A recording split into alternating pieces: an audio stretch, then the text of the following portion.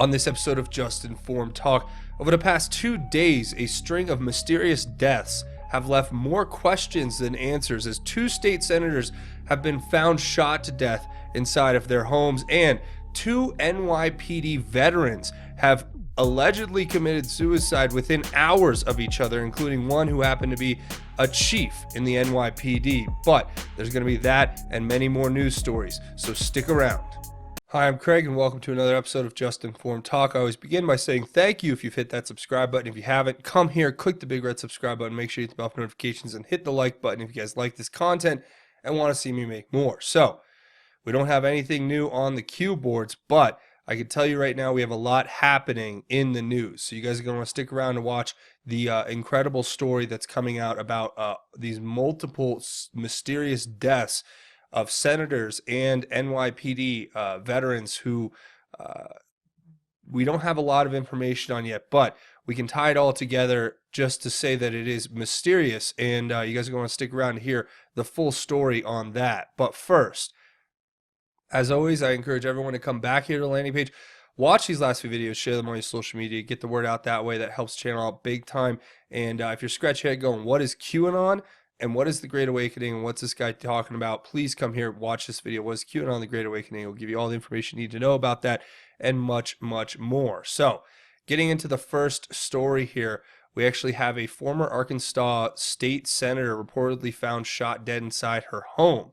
And this is a story that broke yesterday. This is tragedy. Thoughts and prayers with the family and friends of those who are affected in all of these cases. I'd like to put that up front. But right now, they are still investigating. So apparently, the former Arkansas state senator reportedly was found shot dead inside her home Tuesday, prompting police to launch a homicide investigation.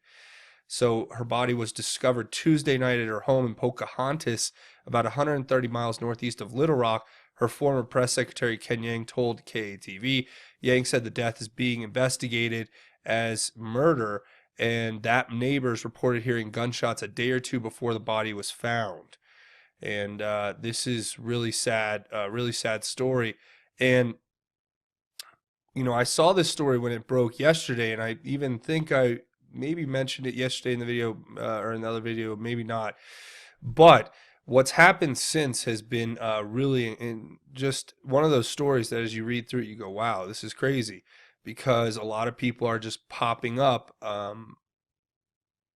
either being murdered or or having committed suicide.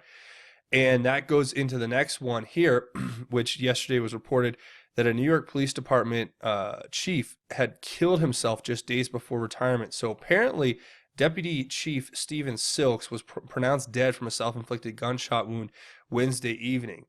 It says he was off duty and located near Burn Street and 69th in Queens. And then it says the officer was found sitting in a car suffering from a gunshot wound to the head. He was taken to Elmhurst Hospital by an NYPD car and was listed in critical condition, where he was later pronounced deceased. Obviously, this is a picture from not too long ago, back in April, where this Deputy Chief Stephen Silks was being actually honored for his 39 years of dedicated service to the people of New York. And here's a picture of him receiving the honor. And unfortunately, as I say, thoughts and prayers with the family and friends of these individuals. But he has apparently been found with, as it said there, what appears to be a self-inflicted gunshot wound to the head. That is another example of what happened yesterday. So you have two happening close to one another. And the first thing I thought of was, obviously back in May of 2018, Q posted these posts about the NYPD detectives who may or may not have actually seen things they should not have seen. Let's put it that way. And with that in mind, what I thought was fascinating about these posts is this is where we were pointed in the direction of Officer Familia. Now, Officer Familia was a police officer in New York who was shot in the line of duty, I believe, and was and passed away. And Q had alluded to the fact, basically, that these two NYP detectives who had lost their lives, along with Officer Familia, were, and I don't know if it was 2+1 or just the two, but they viewed the insurance file. Now, what was the insurance file? What's that a reference to? Q says, find the two NYP detectives, 187, which would be like that were killed or died in mid 2017. It says, did they view the insurance file? Threats are real. It's not a game. Q. So the insurance file is directly referencing what was on Anthony Weiner's laptop. According to multiple reports and allegations that are out there, the actual computer itself, the laptop computer that was seized by the NYPD as a part of their investigation into Anthony Weiner's sexting of underage girls, this happened right around that same time where reports were coming out saying that police had stumbled upon, during their normal course of searching the laptop, a file that was marked insurance. Now, what was on that file has been the subject of much, much debate. There are those who believe there were videos on there of Hillary Clinton and Uma Abedin engaged in things that could have been used for possible blackmail / what you would call, I guess, insurance, political insurance, everything from that to classified information, special access program information, you name it. And it's been speculated that there was stuff on this insurance file, or just blackmailing materials for other high-ranking political figures and apparently figures inside. It's been alleged, I'm saying, that it's could have been blackmailing information on high-ranking political officials, high-ranking officials inside of the police department itself, and or high-ranking officials inside of government. So there's really an incredible amount of mystery behind what was in that insurance file. But Q alluded to the fact that it is possible that multiple NYPD officers lost their lives because they saw what was on that file. And you guys know how it goes in this world. It seems that when the clandestine intel agencies have information out there that they don't want people to see, especially if it's incredibly harmful to the individuals who are involved, they may go to any length to cover this information up. So I think that was a pretty fascinating little side note to all of this. And we're just asking the questions here. This is a tragic story. Again, today we have reports coming out that a former Oklahoma state senator was found dead in his Norman home. Now, this is the individual here. His name is Senator Jonathan Nichols, was found dead in an apparent gunshot wound inside his home. Police confirmed in a press release Thursday they discovered the body of the 53-year-old inside his West Norman home after receiving a call Wednesday night of an individual with a gunshot wound. Police say the case remains under investigation and that they are working with the medical examiner's office to determine the exact cause and manner of his death. Nicholas is a former Republican state senator from Norman who served from 2000 to 2012. After that, he took staff positions with the State House, Senate, and the University of Oklahoma. So here's just another example. And of course, another story that's being updated today is there's a second New York PD, NYPD suicide, where a veteran NYPD detective has killed himself hours after the chief does the same thing. So this is a story now, of course, it's just breaking, saying a frantic search for a missing NYPD detective ended with a grim find, the second in just 24 hours. Authorities were on a frantic search to find Detective Joseph Calabrese after his car was found abandoned near Plum Beach in Brooklyn. Unfortunately, his body was found near the water. He died of a self-inflicted gunshot wound. He was last seen early Thursday morning at Maimonides, I can't say that, Medical Center at around 2 a.m. after visiting his wife, who had undergone a small surgical procedure. She was expected to be released on Thursday morning. Calabrese was 58, was assigned the Brooklyn South's homicide squad after coworkers became concerned after he never arrived for work. His suicide has left his friends, family, and coworkers shocked. The department is in shock as this suicide comes just hours after the NYPD chief Stephen Silks shot and killed himself just days before his scheduled retirement. So this is getting pretty strange when you start putting all these stories together one next to the other and asking the question of, what's actually going on here? Who is or how did all of this seem to happen within days of each other? And are any of these stories connected? That's really the question that I have. And I would encourage us all to go dig and look further into it. But I can tell you right now that you have an Arkansas state senator, you have a Oklahoma state senator, and you have two high-ranking NYPD officials who have been either killed or have committed suicide in the last 48 hours. And, it's just one of those things. When you start putting it all together, it just looks kind of suspicious. And I would like to keep digging on this and see what we can find. I don't know if it's even connected yet, but I can tell you the more suspicious thing is this double suicide in New York with these NYPD officials. That to me is strange. And then you put on top of it the fact that two senators have been shot. That's strange in their homes. Yeah, this is all looking like something that Q predicted a long time ago. Back in January of 2018, here was an interesting one where an anon had picked up something Hannity had put out, this Form 1649 about false imprisonment, and asked the question, was Hannity sending out an SOS? And Q actually responded by saying this: select news members, journalists, are vital to delivering the message, as are you. Imagine if these people were removed to total control regarding MSM. They represent a clear and present danger to the enemy. Reread past crumbs regarding security. Where is John Solomon? How do we truly protect those important to us? 19 immediates no longer with us. Self-suicide if actioned. Real life Q. Wow. And then we've had multiple other references to what Q has said, as asked the question, suicide weekend, and to be on the watch for this kind of thing. So for me, reading through the older posts and kind of putting it all together, the latest one I think we got was here back in August of 2018. And what's interesting to me about it, the second to last one I should say that we got was back in August of 2018, and this is where it says hands up. Now we remember hands up. What does that remind you of?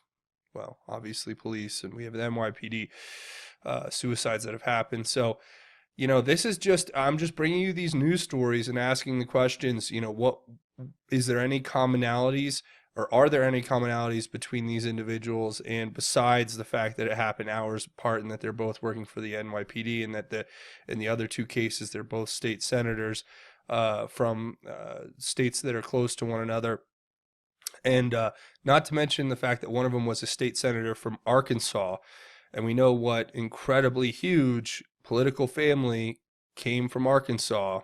It's where the term Arkansided comes from in the pop culture lexicon. And it would be the Clintons. So I just thought I'd point that out. And again, thoughts and prayers to those and their families who lost their lives, to those who lost their lives, that prayers and thoughts, and God be with your families. So here's the next story that we're going to move into. Pelosi says that she wants to see Trump in prison. The actual quote being, quote, "I don't want to see him impeached. I want to see him in prison," unquote. Okay. Would you like to give me a crime?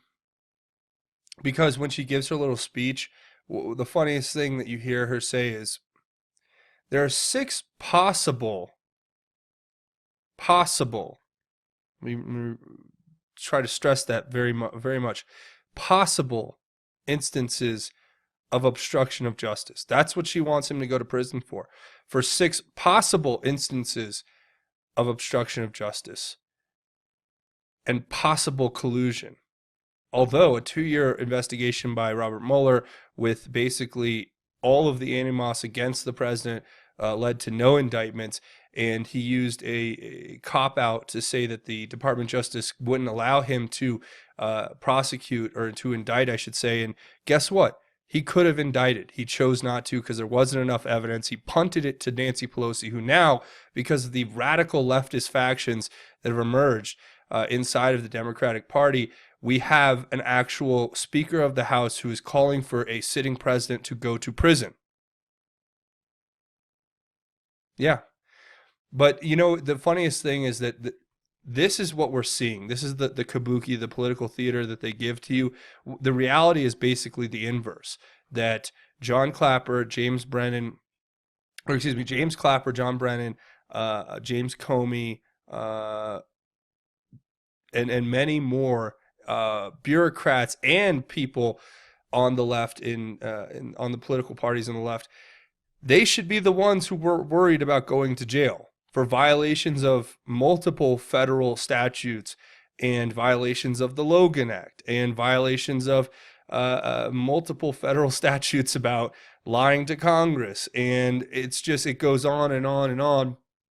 It's too many people to name right now, but let's put it this way. There are people who have committed serious crimes against this country, who are in positions of power, who are using their positions of power to attempt to convince the American people to wrongfully accuse and indict a sitting U.S. president and anybody who stands up for the U.S. president. So they'll go after anybody, including Attorney General William Barr, including all of President Trump's lawyers, his family, his staff. I mean, they'll go after anybody who is attached to President Trump, and everybody basically is being attacked because of their connections to the president, because the president has decided to investigate the investigators. And I don't even want to call them investigators anymore, because we have been able to establish that if these reports are true about the FISA abuses, then they weren't investigators. They were political hacks. They were corrupt criminals. They were treasonous traitors. And that would be a fair way to describe individuals who have committed crimes against this country, would it not? But Nancy Pelosi wants Trump in prison. So there you go. And if she and big tech continue to work together, they might just get their way. Google's latest search algorithm has changed, and now it hurts web traffic for the Daily Mail and others. But fortunately, in case you were wondering, don't worry. There were some winners too, like The Mirror, The Sun, and HuffPost reportedly saw big gains in search visibility as of this week. So don't worry. In case you were worried, don't worry. Huffington Post has been given even more traffic to spread their fake news, liberally biased lies. So in case you're wondering, Google is helping them get more traffic, including basically the British version of tabloids, The Mirror and The Sun. In my opinion, more fake news media is just, Google is really doing a great job. I'm very proud of what they're doing. What they're doing is, they're promoting what they call authoritative content. I actually think, why don't we just call it, I think, wouldn't a better name be authoritarian content?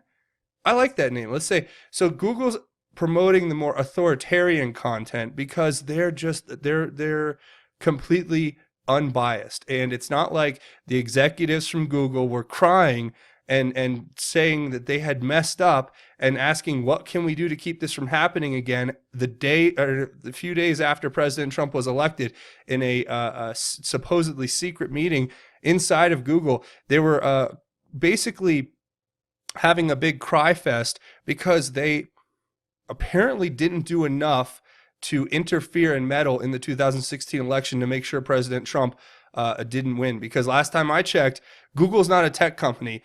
They are a political party in this country who has a political agenda, who is going to, effectively install their political agenda against anybody who stands up to it, because they've lulled us into this deep sleep of believing that they're actually an impartial and unbiased company, when in reality they're run by a bunch of people who are literally leftists and anti-Trumpers. So that's great. I'm glad to see it, he said incredibly sarcastically.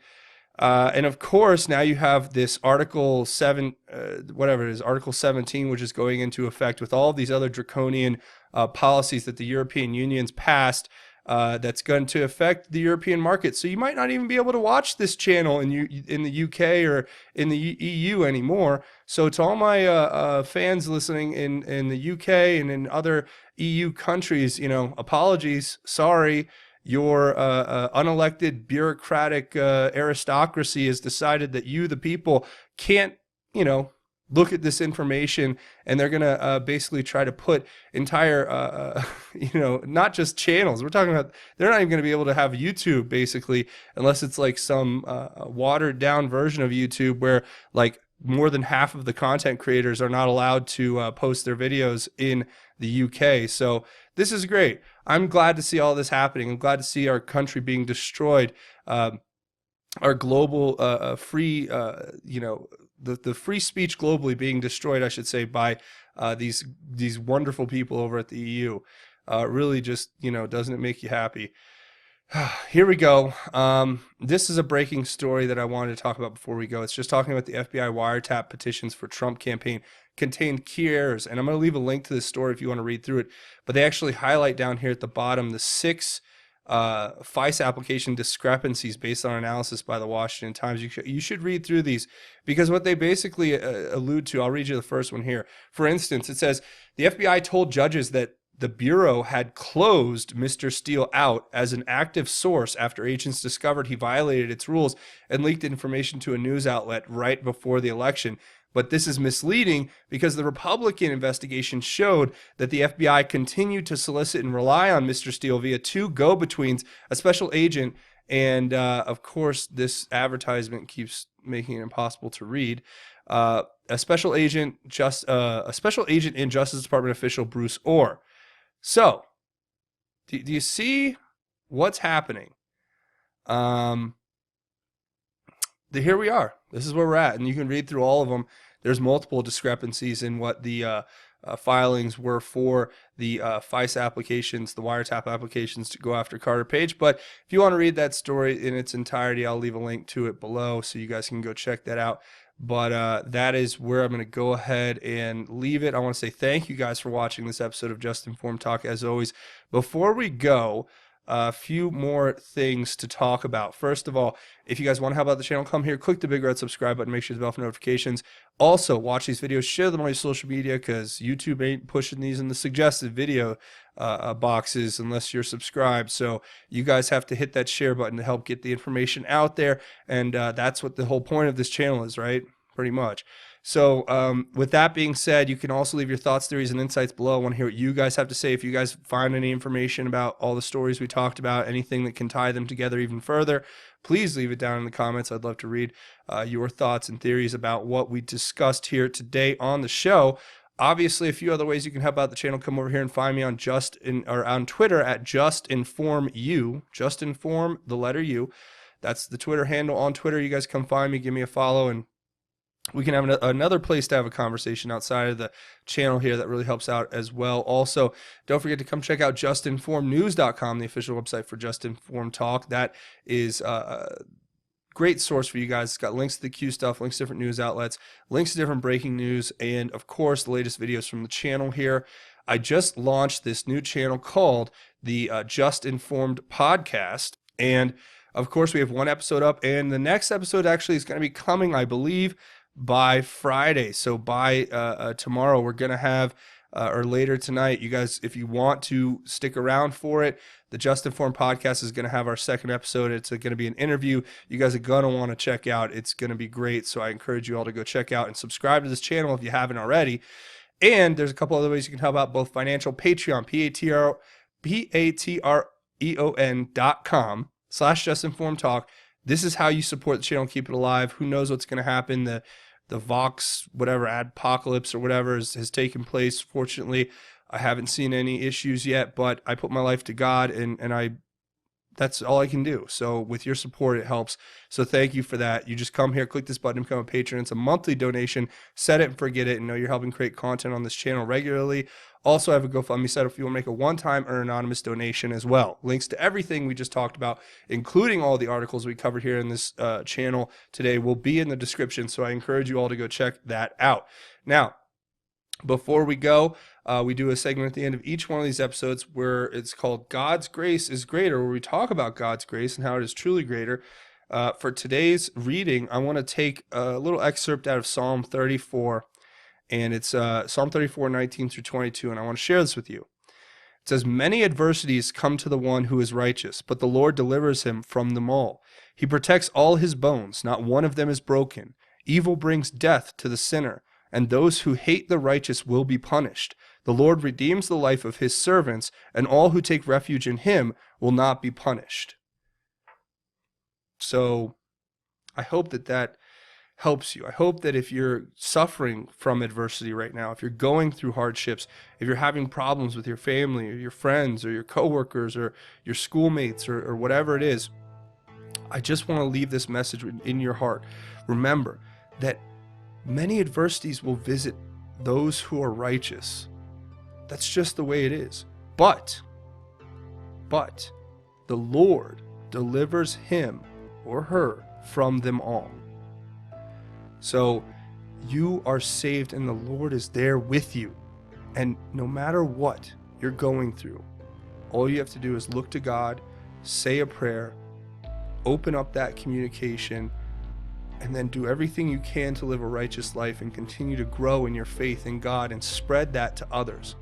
As I'm called to spread the word to you, I call you to spread the word to others of the grace and glory of God and Jesus and the Holy Spirit. So that's where I want to leave it. I want to say thank you for watching this episode. As always, if you haven't, come here, click the big red subscribe button, make sure to buff notifications, and there's a thumbs up button. It's a like button. Hit it, punch it, smash it, tap it, bop it, whatever. Go hit it. That helps me out, lets me know that you guys like this content and want to see me make more. But that's going to be it for me. I want to say thank you for watching this episode of Just Informed Talk. My name is Craig. Godspeed and God bless each and every one of you, Patriots.